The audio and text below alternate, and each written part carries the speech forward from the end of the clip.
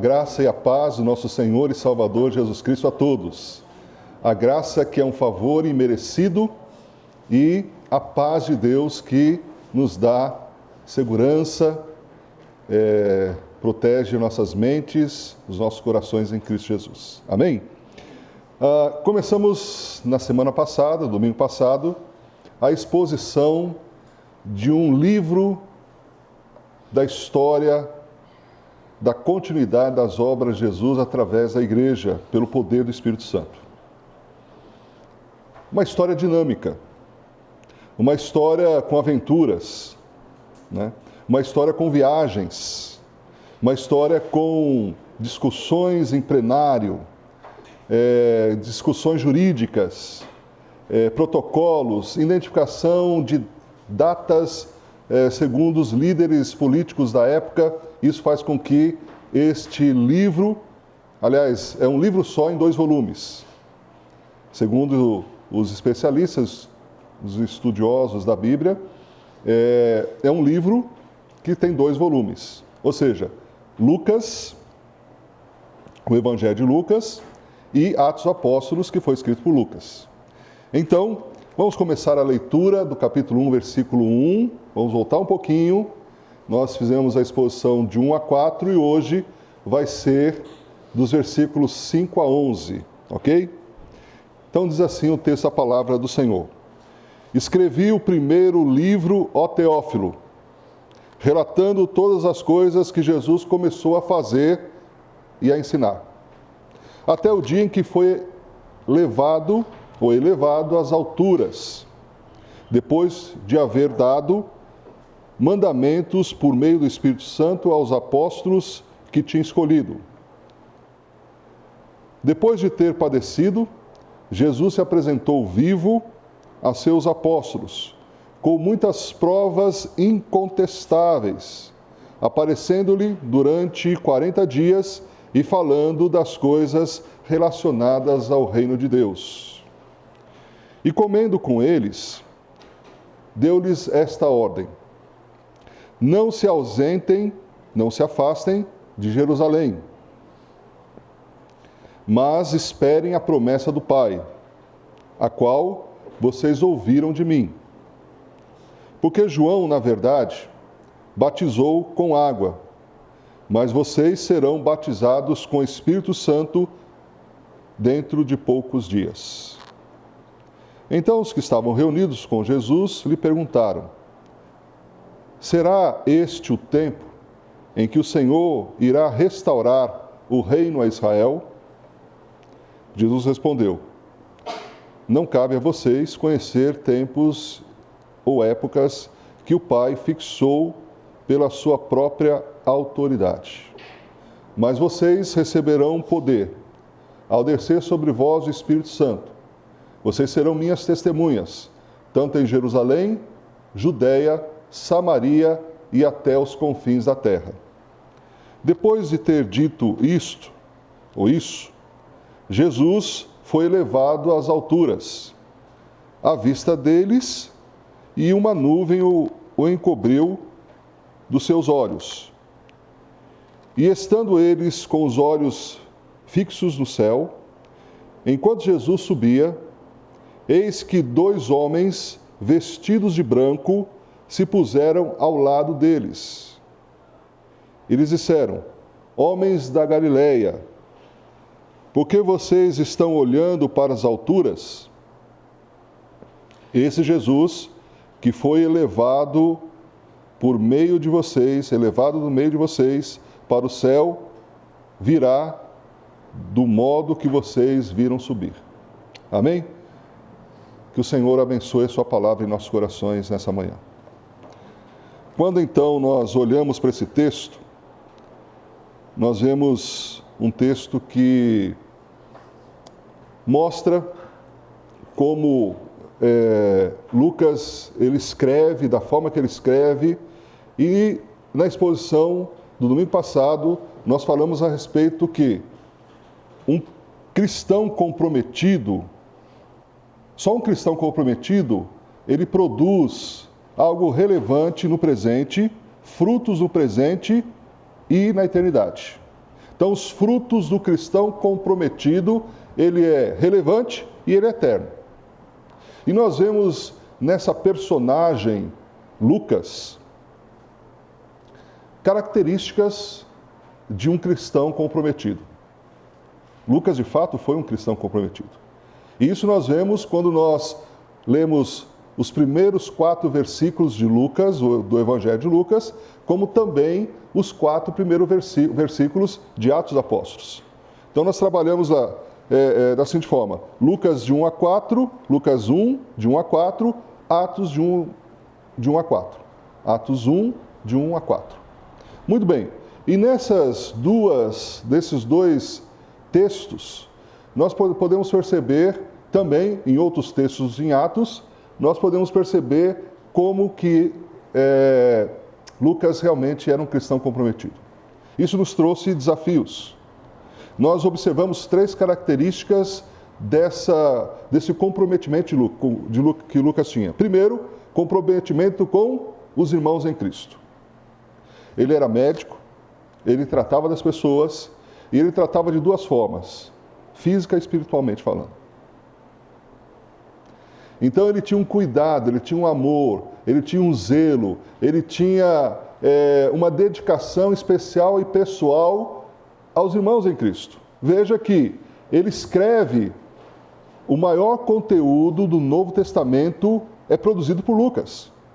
Quem mais escreve no Novo Testamento é Lucas. Pastor, mas não foi Paulo que escreveu 13 cartas? Mas se você pegar as 13 cartas e os 2 livros de Lucas, as 13 cartas de Paulo, comparando com os 2 livros de Lucas, ou um livro só em 2 volumes, você vai ver que Lucas escreveu mais.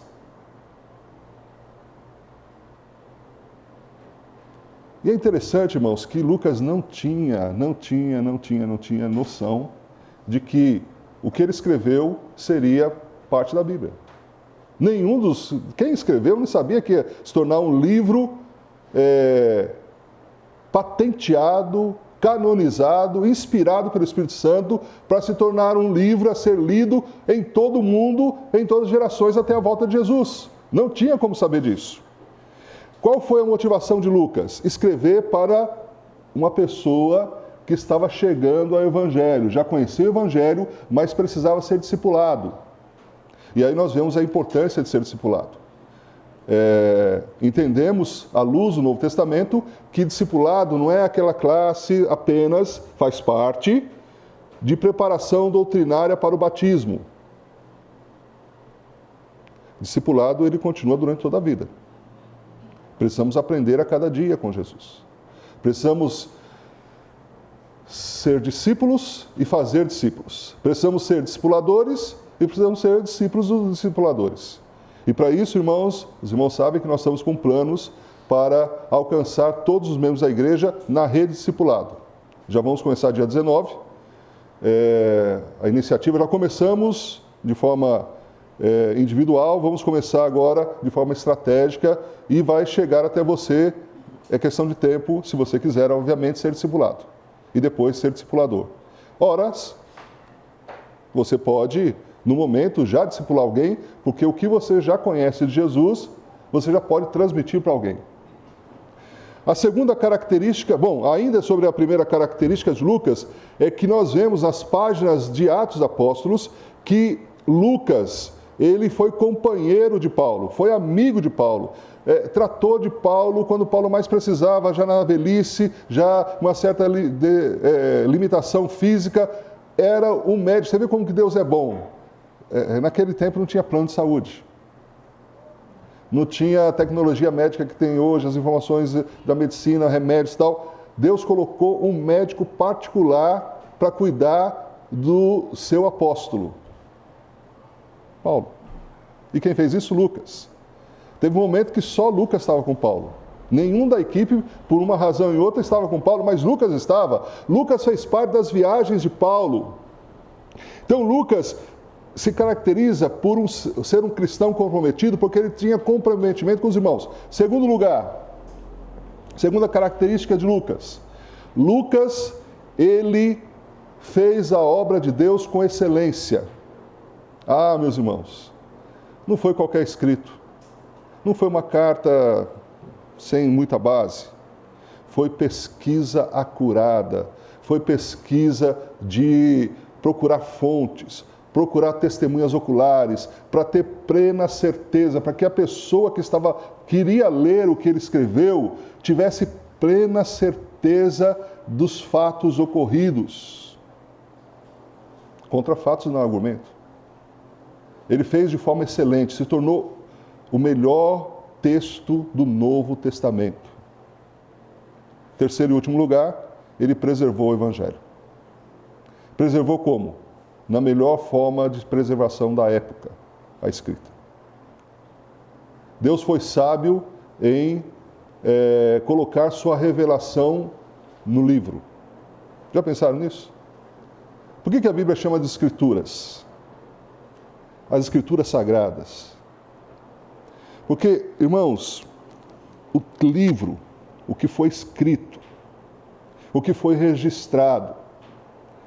Eu tive um discipulador, um missionário norte-americano, que ele dizia o seguinte: a caneta mais simples é mais poderosa do que a mente mais bem preparada. Porque aquilo que você escreve pode passar o tempo que for, que está escrito. Não sei quantos aqui têm diários, né? Escrevendo a sua própria história, a sua própria biografia, registrando o que Deus fez na sua vida. Preservar a revelação de Deus. Certamente nós tivemos muita resposta de Deus em nossa vida, mas com certeza a maioria delas foi esquecida por nós.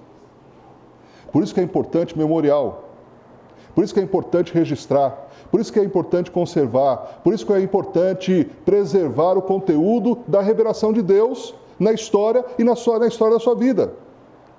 Teve um caso lá em Passo Fundo que um jovem teve um acidente de moto, só não morreu só não teve sequelas, porque Deus interviu e o médico teve um acidente, o médico estava subindo no elevador, ouviu pela janela da sua casa, desceu, questão de segundos, já atendeu, já levou para o hospital, preservou a saúde daquele jovem.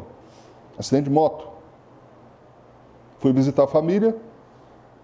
E os pais falaram assim: olha, vamos jogar esse capacete fora, porque esse capacete foi do acidente. Eu falei: não.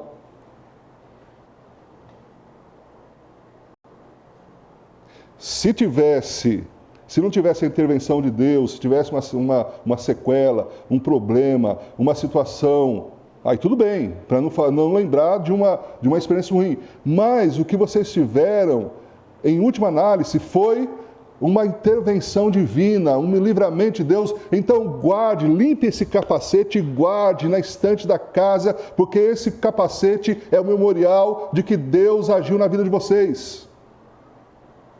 E no dia que o filho casar, leva para casa o filho, se tiver um neto, leva para o neto, bisneto, leva para o bisneto, porque foi o livramento de Deus na vida desse jovem.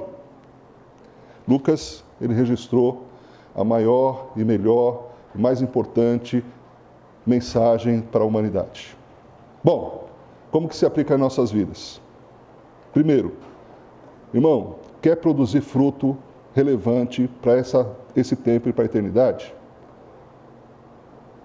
Seja consagrado à vida dos seus irmãos. Ame seus irmãos em Cristo. Ame a igreja. A igreja são as pessoas. A igreja não é a instituição, a igreja não é a música, a igreja não é a tecnologia, a igreja não é a internet, a igreja não é o templo. A igreja sempre foi e sempre será as pessoas. Aonde você estiver, como membro de igreja, ame a igreja que você faz parte. Dedique-se à igreja. Pastor, mas é algo pequeno. Pastor, nós não temos relevância. Pastor, nós somos um grupo pequeno. Pastor, a gente consegue fazer muita coisa. Pastor, irmãos, lembre-se, Lucas escreveu para uma pessoa, desconhecida. Mas Deus, ele é especialista em transformar algo pequeno, simples, potencializado na história e na eternidade. Então pense nisso.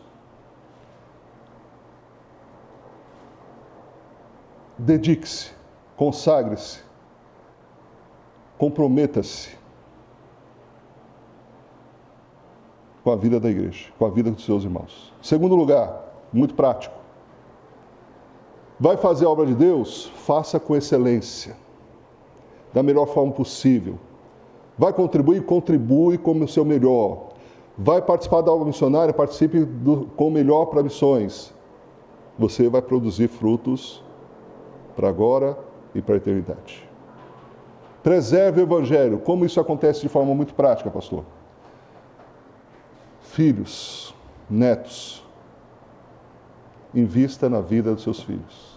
Invista na vida dos seus netos. Eu contei uma experiência que eu tive nas casas americanas, lojas americanas. Lá vende de tudo um pouco, né? E aí uma filha chegou para o pai, e estava do meu lado, chegou para o pai, pai, me compra uma Bíblia nova. E o pai acho que não queria muito gastar muito dinheiro, tal, não queria gastar aquele dinheiro, aquele quantidade do preço da Bíblia. E o pai falou assim, não filha, você já tem uma Bíblia, tal. Ah, meus irmãos, eu não aguentei. Chamei o pai no canto, e falei assim, eu sou pai, tenho 3 filhos, meus filhos já são maiores de idade, e a melhor coisa que eu fiz na vida, para a minha família, para os meus filhos, foi investir na vida deles a nível espiritual. Nunca deixei de comprar Bíblia quando eles queriam, nunca deixei que eles fossem para um acampamento que eles queriam, nunca deixei que, sempre levei para a igreja, precisa ir, vamos, vai para o ensaio, vamos, vai para a reunião de jovens, vamos, vai para a igreja, vamos. Nunca faltei na igreja, a não ser por um motivo que não desse mesmo. Nesses quase 35 anos de vida cristã, 30 anos de pastor, eu posso contar nos dedos os domingos que eu não estive na igreja. Por quê? Para dar exemplo aos meus filhos. Para dizer que a igreja é importante, para dizer que a Bíblia é importante, para dizer que as coisas de Deus são importantíssimas. Porque os filhos fazem leituras, os filhos são gravadores ambulantes. Eles percebem quando o pai é consagrado ou não, quando a mãe é consagrada ou não. Você acha que o filho vai ser consagrado se o pai não é? Você acha que o filho vai ser consagrado se a mãe não é? Você acha que o filho vai se dedicar à igreja se o pai não dedica à igreja? Você acha que o filho... Não! Já seria ser o sermão de hoje, né? Mas é só apenas uma introdução. Quando nós olhamos para o livro de Atos, nós vemos uma história dinâmica. E aqui nós podemos encontrar o poder de Deus para realizar a missão.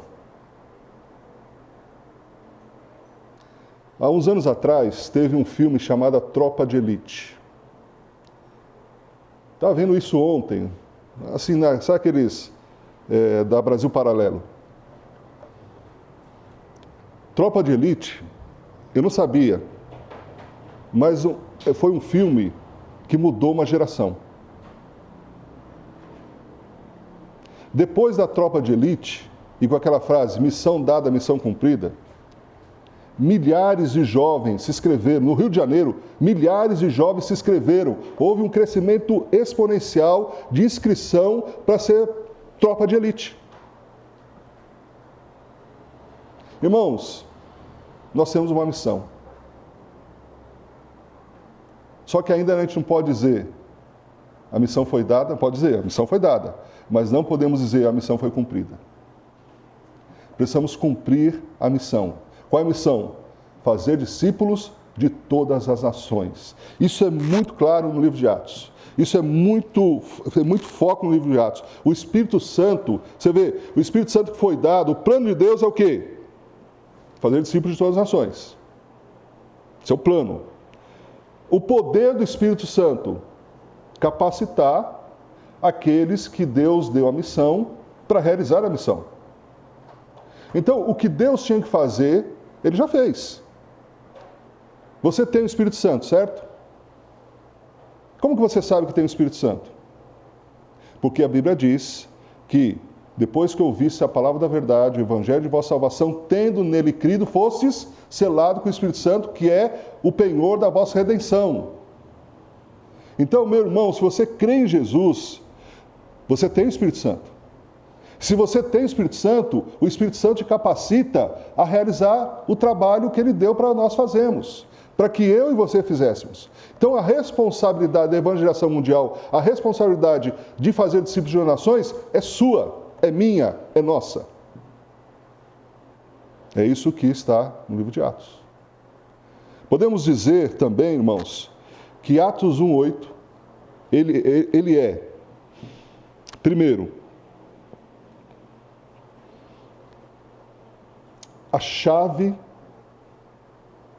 que abre a interpretação de todo o livro. Segundo, ele é o esboço do livro. Porque, diferentemente de outros livros da Bíblia, Atos dos Apóstolos, ele tem um esboço geográfico. Ou seja, aquilo que Jesus disse, recebereis poder ao descer sobre vós, o Espírito Santo ser-me-eis testemunha tanto em Jerusalém, Judeia, Samaria e até os confins da terra, nós vemos esse movimento no livro de Atos. Você pega a sequência da história, você vai ver que a igreja, Lucas, ele tem esse insight, essa revelação. A gente diz que insight é para tradicional e revelação é para pentecostal. Seja insight ou revelação, ele teve essa sacada de colocar, de registrar esse movimento em Jerusalém, Judeia, Samaria e até os confins da terra. Só que é interessante, irmãos, não sei se vocês já perceberam, o livro de Atos não termina com ponto final. Você chega no final, você fala assim, e agora? Terminou? Não, terminou. Não é ponto final, é reticências. Não é um ponto só, é 3 pontinhos para dizer que as ações que Jesus começou a fazer, fez, ensinou, continuou fazendo na vida da igreja do primeiro século, continua na igreja até hoje, até a sua volta.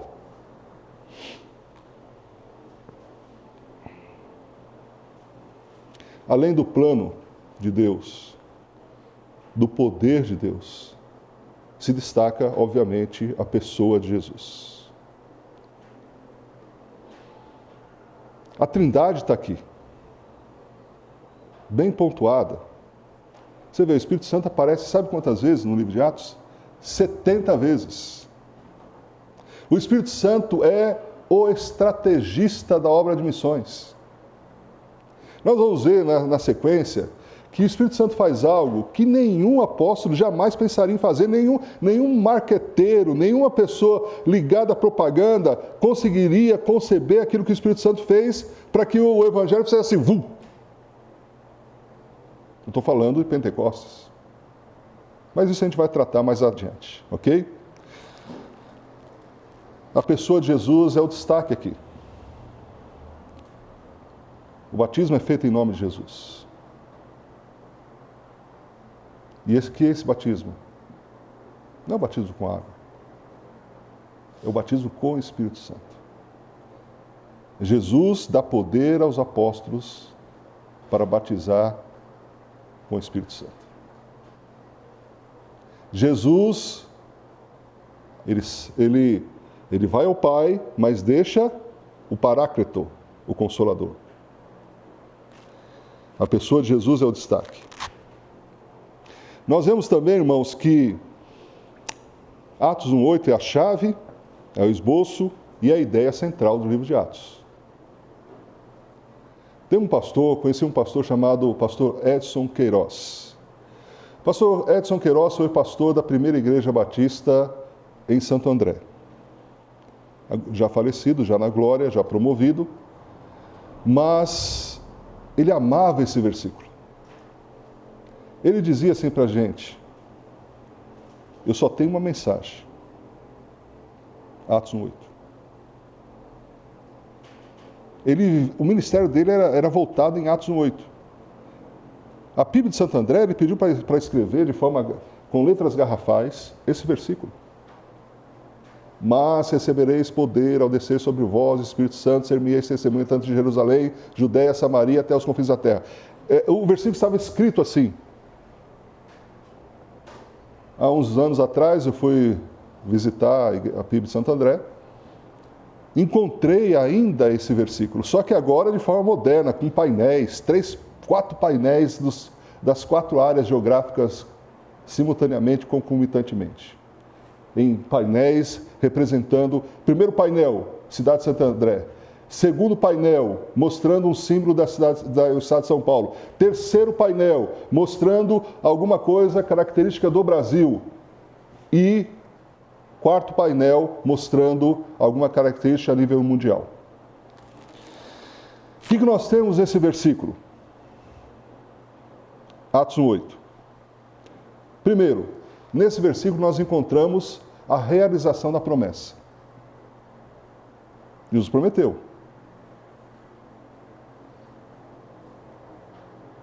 Prometeu o quê? Fiquem em Jerusalém, não se ausentem de Jerusalém. Espere a realização da promessa. Qual é essa promessa? A vinda do Espírito Santo. Aguardem que o Paráclito vai chegar. Lembre-se que Jesus ficou quantos dias depois da ressurreição? 40 dias. Quantas pessoas viram Jesus ressurreto? Mais de 500 pessoas. Há várias aparições de Jesus ao vivo e a cores. E ele passa a conviver com os 40 dias. Eu fico pensando, é bastante tempo. Por isso que Lucas coloca provas incontestáveis. Não tem como contestar. Nenhuma pessoa de sã juízo vai contestar a ressurreição de Jesus.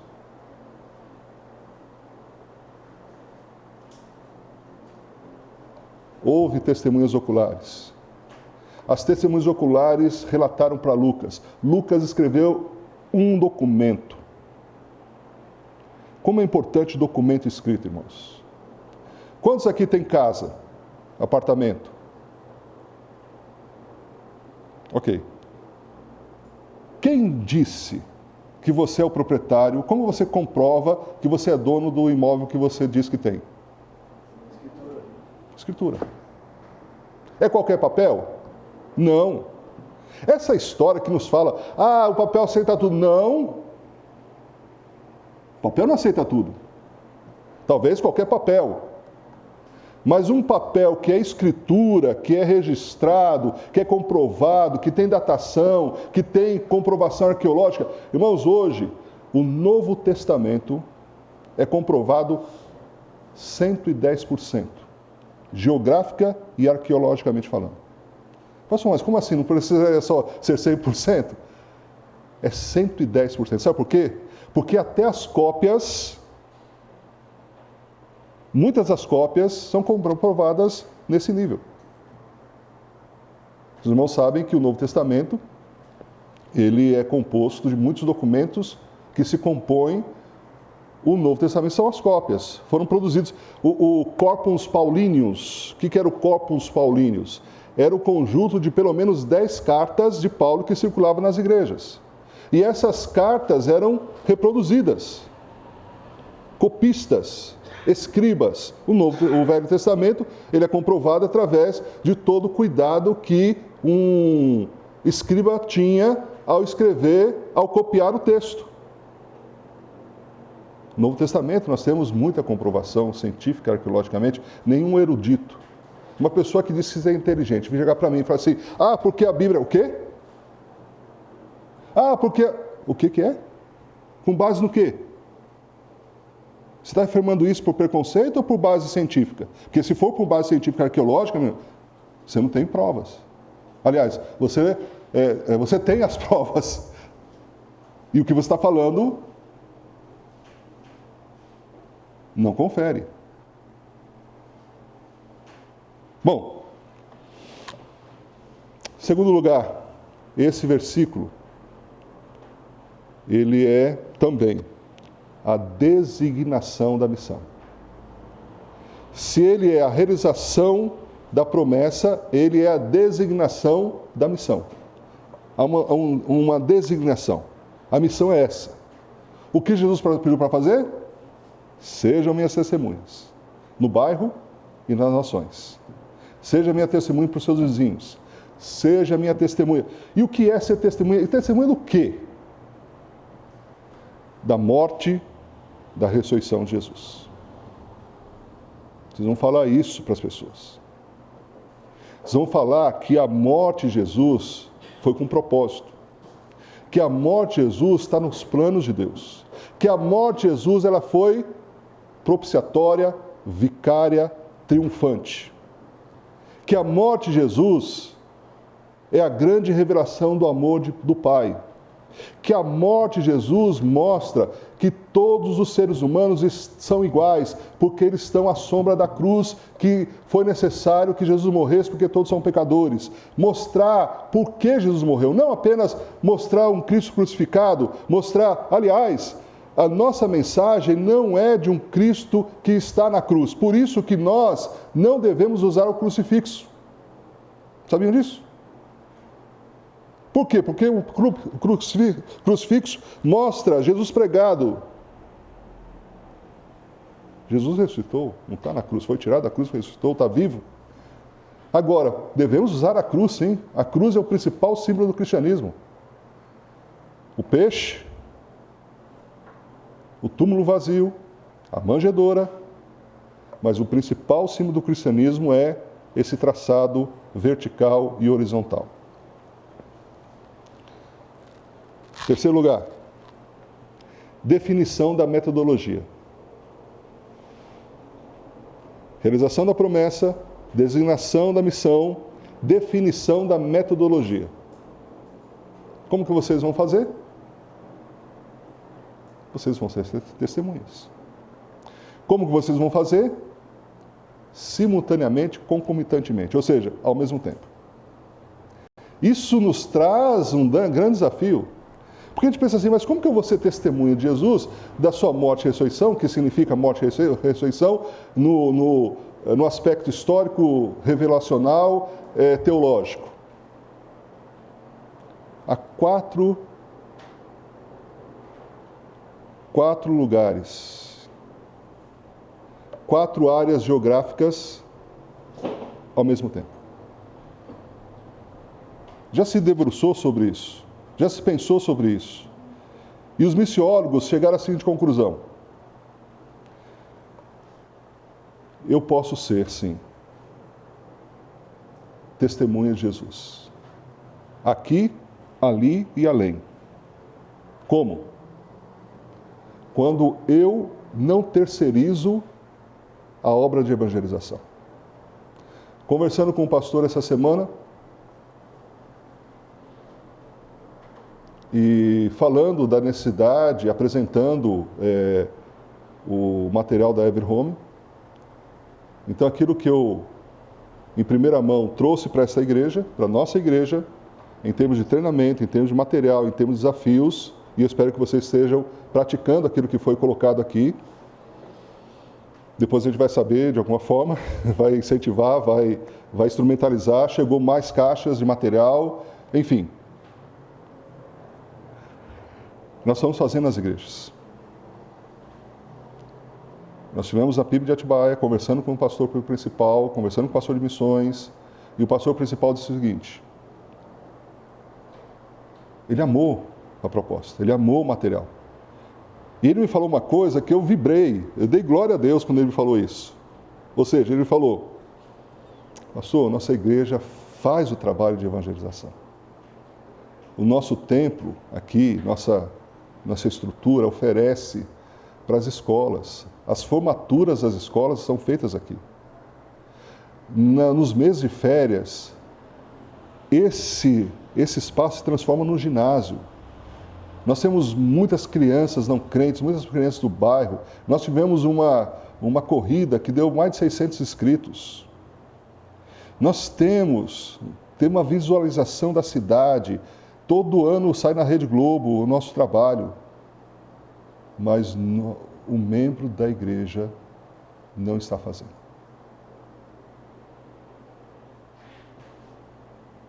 A igreja está fazendo. Mas o membro está terceirizando para a igreja.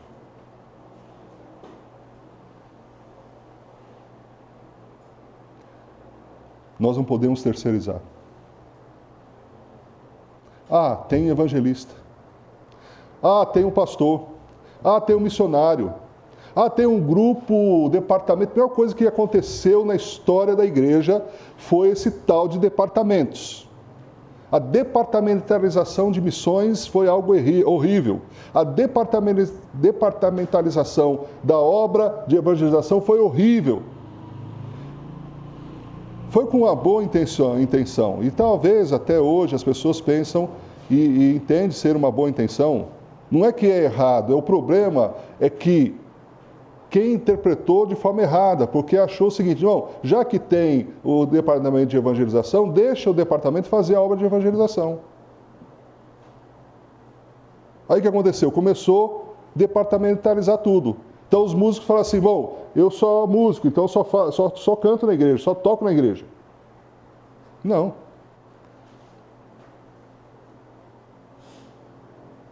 Mas recebereis poder.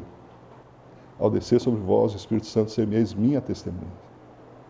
É para músico, é para pastor, é para diácono, é para membro da igreja, é para o cara que está chegando, é a família que está chegando, é para todos aqueles que creem em Jesus, que têm o Espírito Santo, foram capacitados e têm a missão a ser realizada. Então a metodologia é o seguinte: como que eu faço para ser testemunha em tantos lugares? Fazendo meu trabalho com a minha zona de relacionamento, com os meus vizinhos, com as pessoas que prestam serviço para mim, ou que eu presto serviço para as pessoas que eu encontro na rua, as pessoas que eu tenho contato, conexão, são os meus familiares. Essa é a minha responsabilidade, esse é o meu dever, essa é a missão, eu devo cumpri-la. Ponto. Como que eu faço para chegar a alcançar o bairro? Ações evangelísticas que a igreja promove. Irmãos, a primeira saída evangelística foi um sucesso. Eu vibrei a Deus, contei para os meus amigos pastores, fiquei muito feliz. Segunda, já teve uma caída. Essa falta de continuidade, perseverança, é algum problema sério nas igrejas.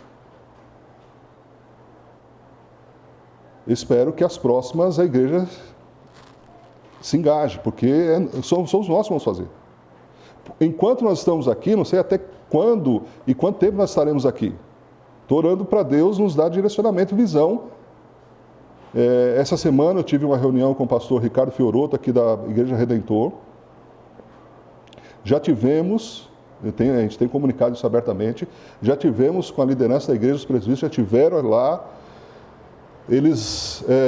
Nós vamos ter uma outra segunda reunião. Nossa, mas que tipo de reunião é essa que vocês estão fazendo? Para buscar direcionamento de Deus. Para ambas as igrejas. Irmãos, convenhamos. Nós temos duas igrejas que pregam a palavra uma do lado da outra. Aqui não é o melhor lugar. E é interessante, irmãos, que olha só, eles têm um templo para 176 pessoas. Não é isso, Alan? Da última vez a gente fez essa... Ele me falou: pastor, tem dia que já não tem mais lugar.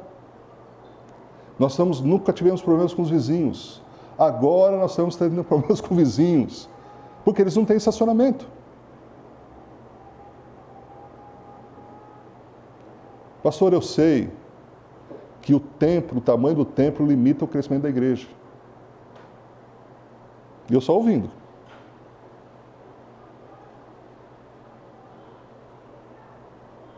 Falei: será que Deus não quer que tenhamos, né, uma parceria? Como vai ser, não sei. Deus o sabe. Precisamos saber qual é a vontade de Deus. Os irmãos sabem que eu não sou pastor de manutenção. Sou pastor de visão. Não de divisão. De visão. Estou pensando lá na frente, lá no futuro, né? Eu sei que quando se semeia com fidelidade... E assim, irmãos, Deus vai revelando o que precisa ser ajustado. Porque a igreja sadia, ela cresce. Isso é bíblico, isso é a natureza. Todo organismo sadio, ele cresce. No tempo de Deus, precisamos semear, precisamos ser perseverantes, precisamos, né? Enfim, então os irmãos perceberam que eu estou com a corda toda. Para a gente começar esse ano indo para cima. Bom, estamos orando, vamos marcar um encontro, vamos ter intercâmbio de púlpito, né? Vamos aproximar as duas igrejas, vamos orar juntos. Pode ser apenas que seja apenas para fortalecimento de oração, para que cada uma encontre o seu caminho. Ou pode ser uma convergência, não sei. Pode ser que vamos... E eu fiquei sabendo que o supermercado agora é uma academia. Que era esse nosso sonho de possibilidade. Mas você não está muito viajando na maionese, não? Você não está sendo muito... Irmãos, eu prefiro ser empreendedor pela fé do que ser racionista negativo. Até por experiência de algumas situações vivenciadas. Bom, voltando aqui, nós temos o estabelecimento da abrangência. Tem coisas que Deus fala por vez. A cada esquina, a cada passo. Aqui ele já está dizendo assim, olha, vocês aqui. E ele fala para quem aqui, irmãos? Para quantas pessoas? Não é os 120. São os 12, não é? Confira aí comigo, vê se eu tenho razão. 120 é depois no cenáculo. Aqui ele está falando para o grupo mais menor. Aliás, nem é para os 12, né? Porque já teve a eleição de Matias, não. É 11. Ou seja, ele está falando de algo que vai acontecer, que se tornaria mundial. Eu fico pensando assim, imagine você sendo um daqueles 11. Com toda a perseguição a ser enfrentada, com todas as barreiras a serem enfrentadas, por uma religião já bem estabelecida há séculos. O judaísmo já era uma religião bem fundamentada. Todo judeu não tinha opção. Não é igual os dias de hoje. Todo judeu era judeu. Ou seja, todo judeu nascido através das 12 tribos, descendente de uma das 12 tribos de Israel, ele era religiosamente judeu. É o que acontece nos países muçulmanos. Você nasceu aqui nesse país, esse país é a Sharia. A Sharia diz o seguinte, todo o cidadão é muçulmano. Imagine começar uma nova religião. É o cristianismo que nasce. Humanamente falando, irmãos, impossível. Não tinha como. Não tinha nenhuma perspectiva. Então, irmãos, se a gente pensa fazer a obra de Deus com recursos humanos, a gente não aprendeu nada com Atos 1:8. A gente vai ter que arriscar. Lógico, entendendo qual é a vontade de Deus. Entendendo a vontade de Deus, se Deus falou, joga a rede. Senhor, mas eu pesquei a noite toda, nunca encontrei nada, eu sou pescador, você não é, você é professor, eu sou pescador, você quer me ensinar, Jesus não dá, eu já tentei a noite toda, joga a rede do outro lado. Aí Pedro falou, tá bom. Sobre a tua palavra eu vou jogar a rede. Ou seja, a responsabilidade é sua. Eu vou confiar, mas a responsabilidade é sua. Irmãos, quem está mais interessado em povoar o céu é Deus. O maior interessado que essa igreja seja cheia de pessoas é Deus. Lógico, como líder, tem uma certa preocupação, tal, quer ver desenvolvimento, quer ver movimento, a gente quer ver mais jovens para que os nossos filhos fiquem com os jovens, mais adolescentes que nossos filhos fiquem com os adolescentes, mais crianças para que nossos filhos fiquem com as crianças. Nós queremos a estruturação da escola bíblica dominical para as crianças, nós queremos ter um espaço maior, climatizado, confortável, sim. Mas o maior interessado é Deus. Em pessoas. As pessoas vão gerar os recursos para tudo isso e aí vem como brinde. Mas a nossa maior responsabilidade é alcançar pessoas. Pastor, mas se eu evangelizar uma pessoa e essa pessoa não vier para a nossa igreja? Irmãos, não pense assim. Deixa ela ir para outra igreja, para onde ela quiser. As pessoas são livres. Mas as pessoas que estão precisam saber que tem uma responsabilidade. Não dá para levar de qualquer jeito. Não dá para empurrar com a barriga. Então vamos fazer sério. Jesus sempre foi específico nessa questão de que tem que se pagar um preço. Quer me seguir? Vai carregar a cruz. Quer me seguir? Vai negar a si mesmo. Quer me seguir? Aí as multidões, olha, na segunda multiplicação dos pães, as pessoas queriam fazer Jesus como?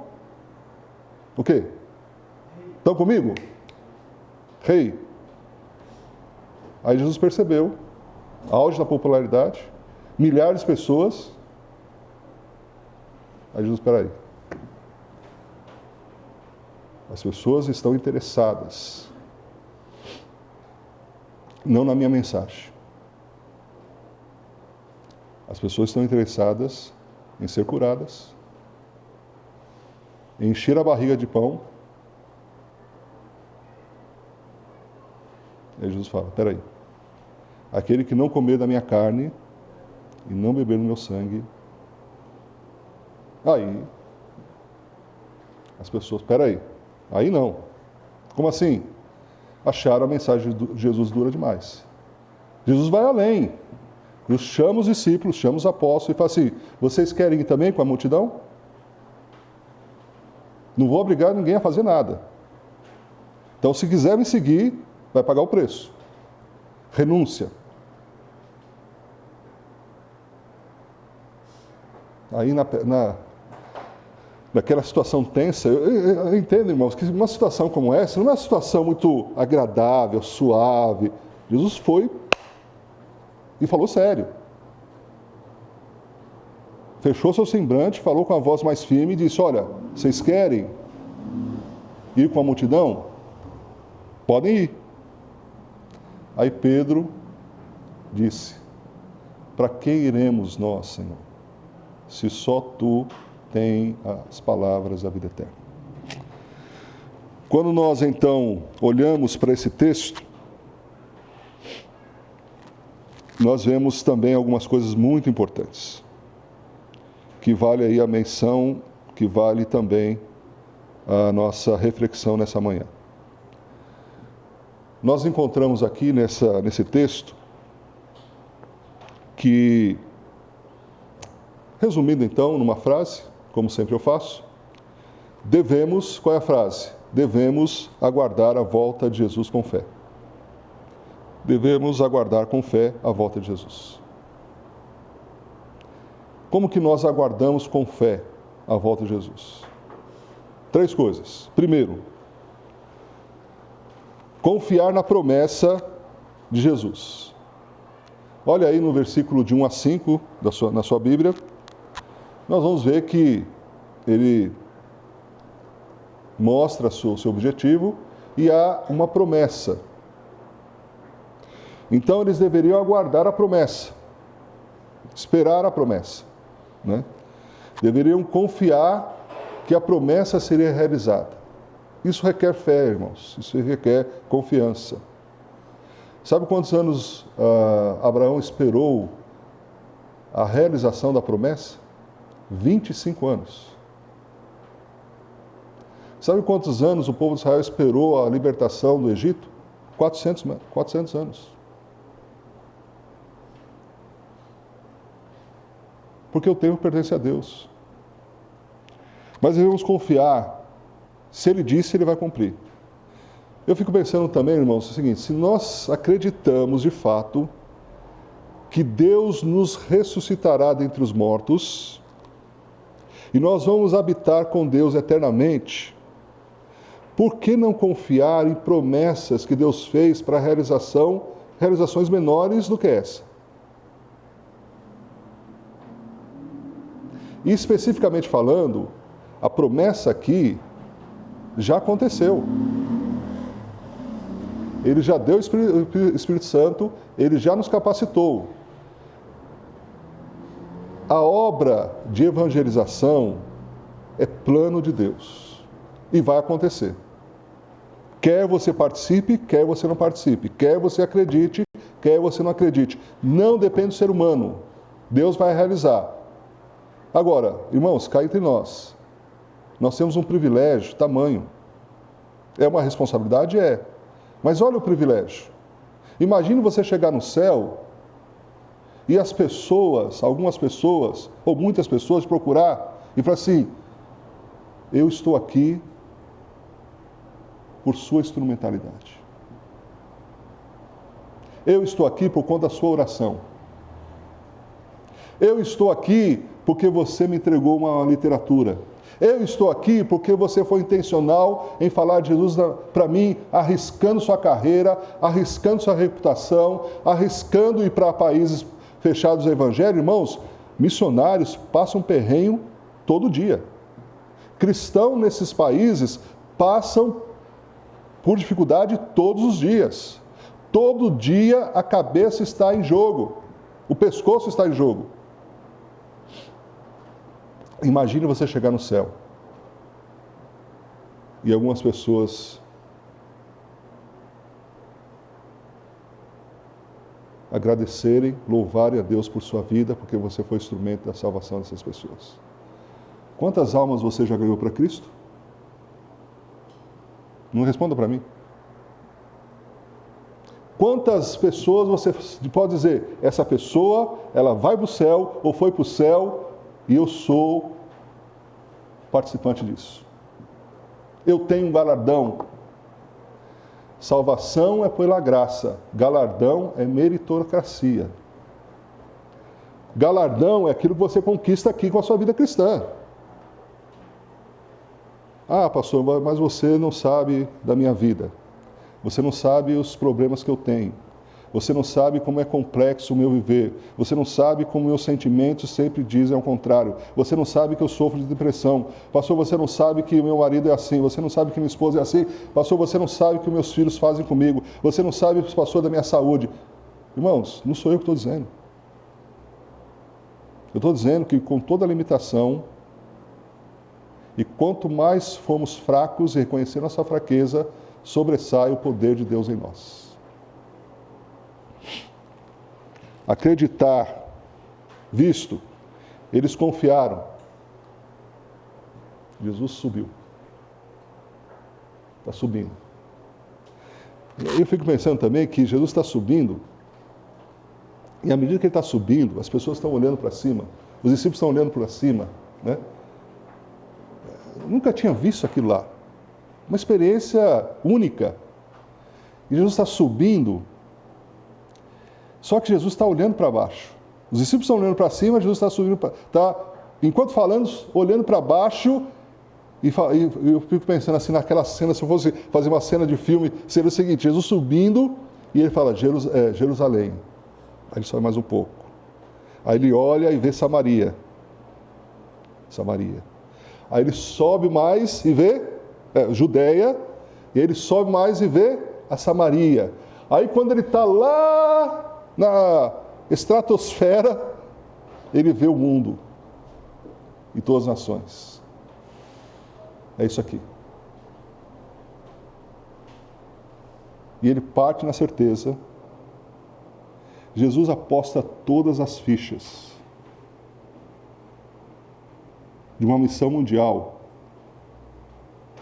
para 11 homens incapazes, humanamente incapazes, iletrados, rudes. O mais capacitado tu traiu, Judas. Todos os demais tinham suas limitações. Mas uma coisa eles tinham: fé. E a fé fez com que eles esperassem, confiassem na realização da promessa. Deus vem até nós na pessoa de Jesus Cristo. A promessa do batismo do Espírito Santo acontece todos os dias quando a pessoa crê em Jesus. É Jesus que batiza com o Espírito Santo. Segundo lugar, como devemos esperar com fé a volta de Jesus? Então, confiar que isso vai acontecer. Por que vai acontecer, irmãos? Porque é promessa, é profecia bíblica. Pastor, onde está essa profecia? Em Apocalipse. Que diz: de todas as tribos, povos, línguas e raças estarão diante do trono, estarão diante do Cordeiro. Vai acontecer. Todas as tribos, povos, línguas e raças. Não sei quando, não sei como, mas eu sei com quem. Não, sei com como, se a gente pensar. Como? Poder do Espírito Santo na vida da igreja. Quem vai fazer esse trabalho? A igreja. A missão de Deus tem uma igreja para fazer isso. Os anjos queriam fazer e Deus não deixou. Assim como Jesus apostou todas as fichas nos 11, Jesus aposta todas as fichas em você. Jesus aposta alto na sua vida. Lá na eternidade, quando você estiver lá e você vê as pessoas, e você vê que tudo aquilo que você ouviu falar agora, não existe mais nenhuma dúvida, você está vendo, você está vivendo, você fala assim: gente, eu poderia fazer mais. Quantos aqui assistiram a lista de Schindler?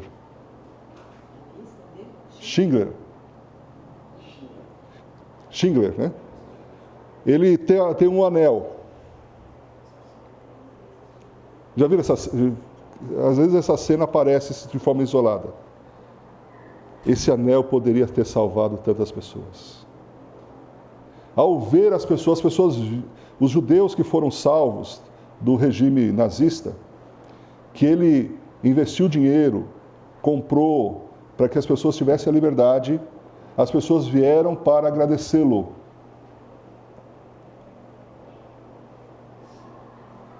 E ele começa a chorar.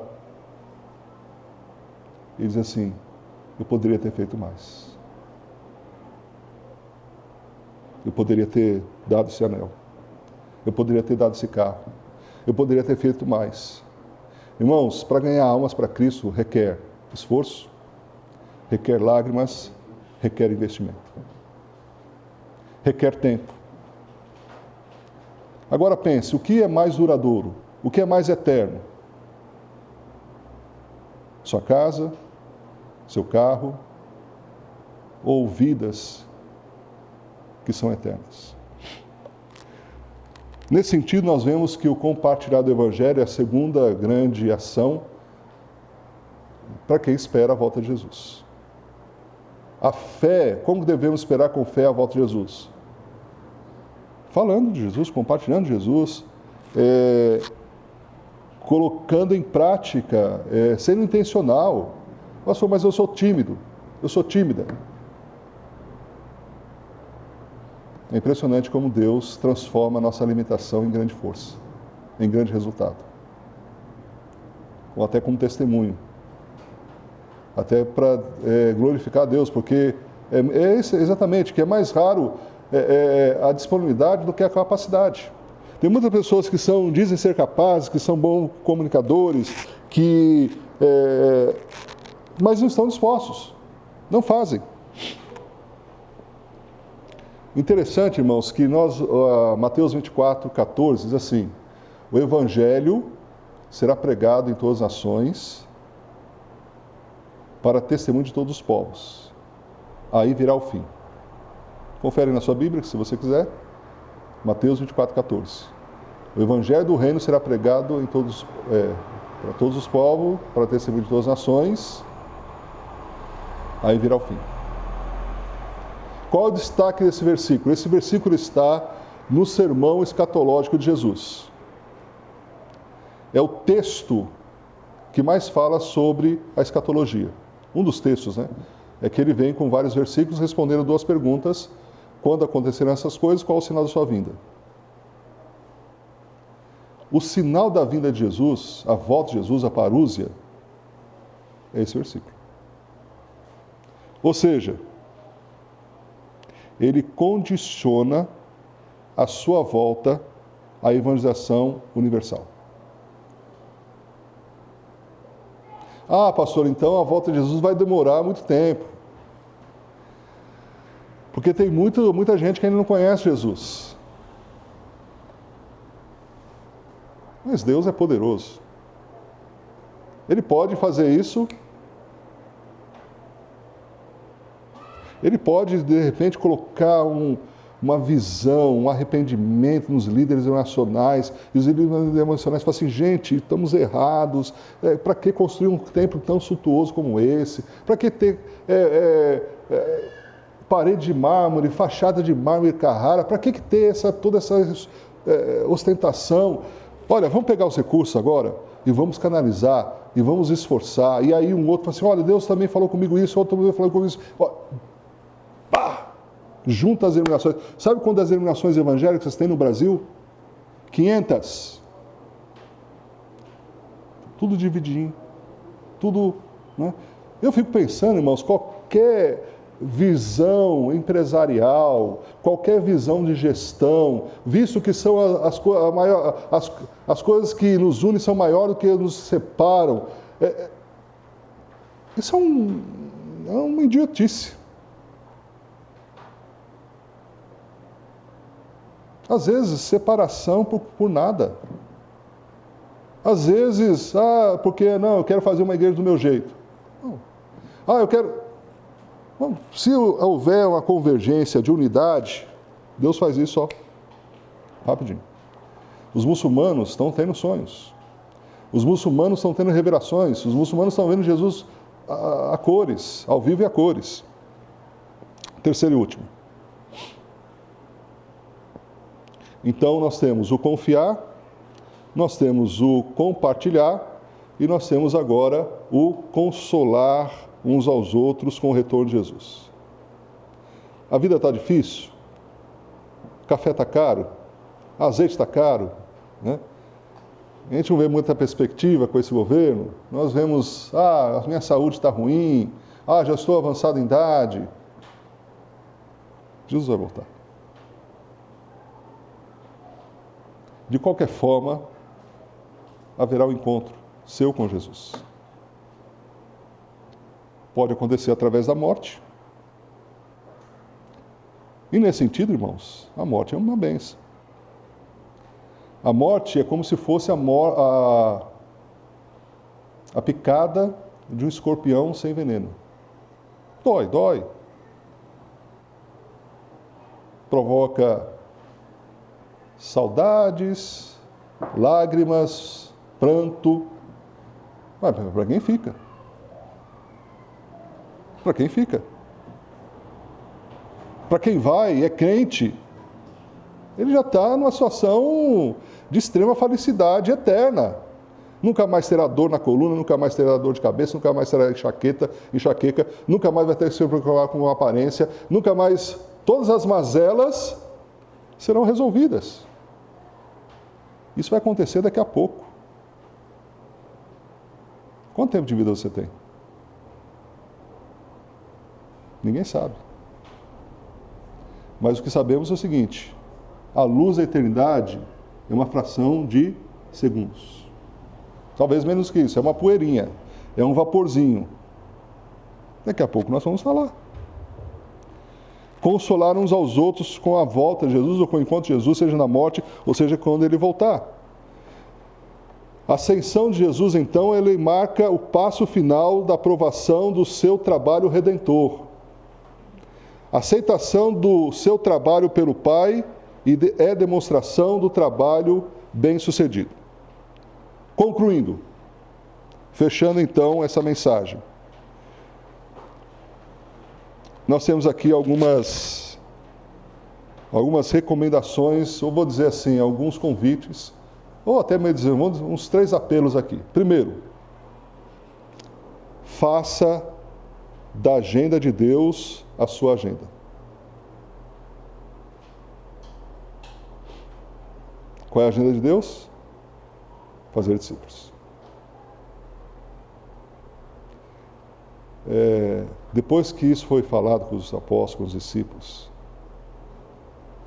toda a agenda pessoal, familiar, foi reconfigurada.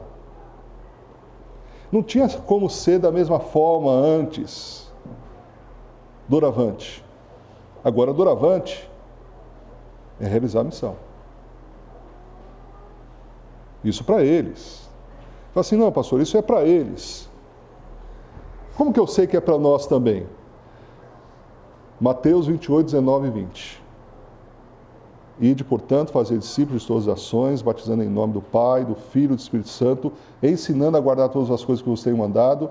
Eis que estou convosco todos os dias até a consumação dos séculos. Então, eles receberam a missão. Aí você pode argumentar assim, já teve gente que argumentou assim. Mas eles receberam.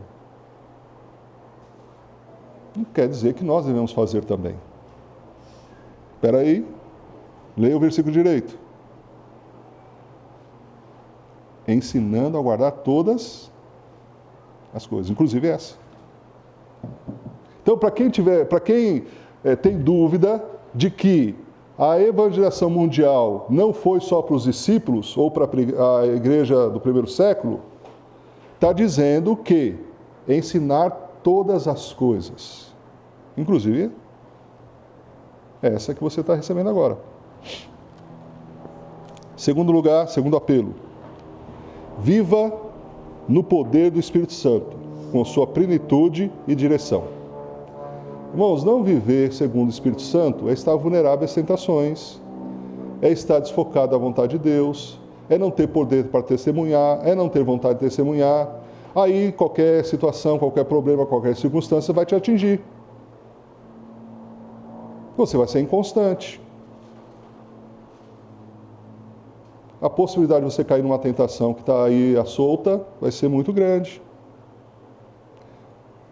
A possibilidade de você viver uma vida rastejante como crente vai ser algo comum na sua vida. Aí você vai se acostumar.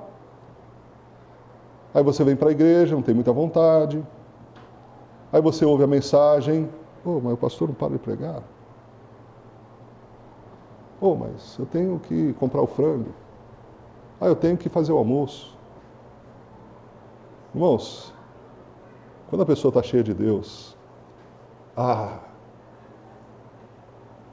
porque as coisas que apetecem a nossa carne, a gente fica horas. E para nós o tempo não passa. Mas quando a gente está vazio de Deus, as ações espirituais são enfadonhas, não param nunca, demora muito. Terceiro lugar, e último, tenha Jesus como centro da sua vida, submetendo a sua vontade. É básico, é simples, é ordem direta, objetiva, é colocar em prática. Se nós colocarmos em prática a palavra, nós teremos resultados espirituais. Amém? Se você desejar, eleve seu pensamento a Deus. Se você desejar, feche seus olhos e coloque sua vida diante de Deus de acordo, em comparação àquilo que você ouviu nessa manhã. Amém? Oremos.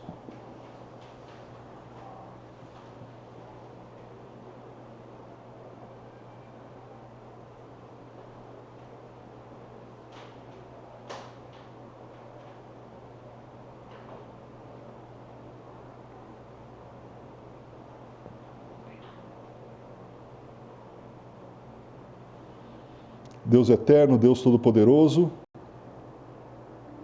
a Tua palavra nos desafia, a Tua palavra mostra o caminho que devemos seguir, a Tua palavra mostra que nós temos a capacitação para realizar a missão que o Senhor nos deu. Tenha misericórdia de nós, para que sejamos ganhadores de almas. para que venhamos produzir frutos relevantes, frutos eternos. Ó Deus, nos abençoe, ó Pai, para que sejamos instrumento em Tuas mãos, que possamos viver conforme a Tua vontade, que possamos colocar a Tua palavra em prática. Ajuda-nos, ó Pai, somos tão limitados, somos pecadores, muitas vezes nos distraímos com as coisas desse mundo, muitas vezes não temos foco nas coisas do Senhor. Nos perdoe, Senhor, e venha trazer um reavivamento em nossa nação a partir de mim. Em nome de Jesus. Amém. Nós vamos